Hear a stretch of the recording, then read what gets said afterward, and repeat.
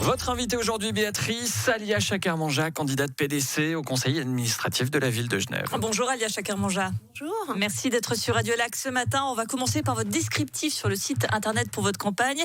Être une conseillère administrative rassembleuse, interlocutrice crédible, qui puisse dialoguer sereinement et en toute connaissance de cause avec le monde culturel et associatif ou les milieux économiques. Un fort beau tableau que vous nous dépeignez là. Ça ressemble tout de même à une belle critique vis-à-vis de l'ancien conseil administratif aussi. Écoutez, l'ancien conseil administratif, c'est vrai qu'on a vu qu'il y avait quand même du mal à agir en concertation avec les milieux concernés. Donc, je pense que là, c'est essentiel d'avoir une concertation, que ce soit avec les milieux culturels. On a vu ce que ça a donné en matière de répartition des tâches, où ça a traîné alors que ça aurait dû être en fait un dossier clôturé lors de la dernière législature. Entre cantons et communes. Entre cantons et communes, exactement. Et puis aussi avec les milieux économiques. Il y a des malentendus. Donc moi, je pense que avec mon expérience et dans le monde privé économique et aussi mon engagement associatif, eh bien, je pense que ça peut être un atout justement pour dialoguer de manière constructive avec ces milieux-là.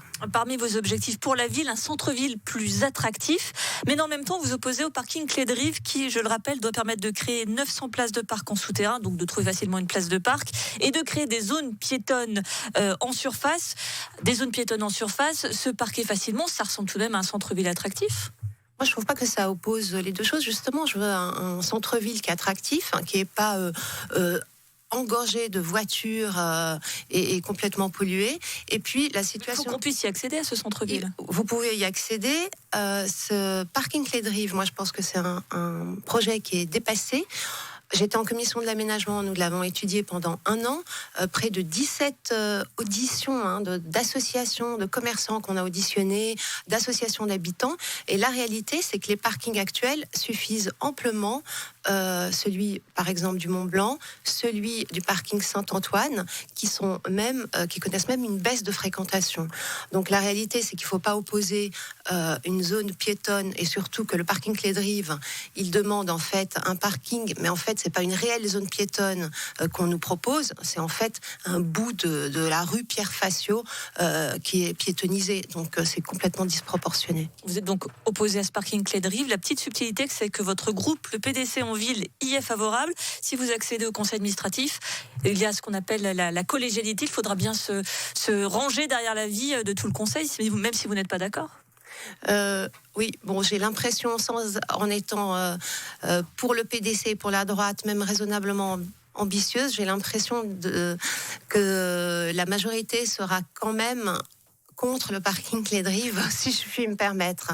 Maintenant, le groupe PDC, c'est vrai, le groupe PDC municipal est en faveur du parking Clé de Rive, mais l'Assemblée générale du PDC de la ville ne s'est pas encore prononcée, donc tout reste encore à écrire là-dessus. Alors, on va parler du volet culture auquel vous êtes très attaché. On va parler du Grand Théâtre avec quelques chiffres. Tout de même, Grand Théâtre financé à hauteur de 44 millions de francs par la ville. Il a affiché un déficit de 3 200 000 francs sur les 2 dernières saisons. À cela s'ajoute le montant de la réfection du Grand Théâtre de 73 millions de francs. Tout cela mis bout à bout, c'est évidemment une facture colossale. La question elle est simple, Alia Chaker-Manja. Est-ce que la ville de Genève a les moyens de son Grand Théâtre ?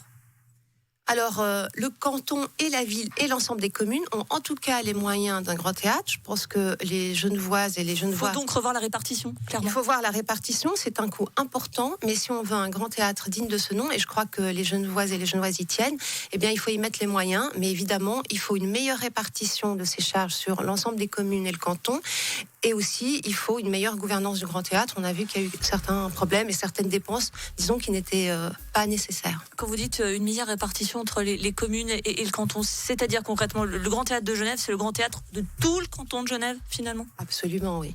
On voit d'ailleurs à la fréquentation, je veux dire, plus de la moitié ne sont pas domiciliés en ville de Genève. Ça va au-delà même du canton de Genève. C'est même un grand théâtre qui est pour la région, si j'ose dire. Un mot du volet économique. Vous promettez d'attirer les entreprises en ville en nommant par exemple un délégué à l'économie. Sauf erreur, l'économie, c'est une prérogative du canton et pas de la ville. Oui, bien sûr, mais on voit que les relations avec les commerçants sont parfois tendues. Il y a la question aussi d'attirer, par exemple, moi j'ai déposé une motion pour la zone industrielle et artisanale des Charmilles pour qu'elle reste une zone vraiment artisanale et industrielle pour attirer des entreprises, par exemple, innovantes en matière de développement durable.